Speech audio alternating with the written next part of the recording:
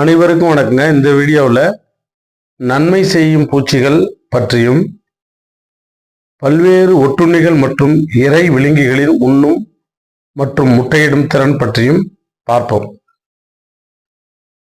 நன்மை செய்யும் பூச்சிகள் அப்படின்னு பார்த்தீங்கன்னா பொறிவண்டு, தும்பி, குளவி, ஓபியோனியோ தரைவண்டு, செங்குளவி, கிரிப்டோலீமஸ் பொறிவண்டு, நீல் கொம்பு வெட்டுக்கிளி, தொழு வெட்டுக்கிளி,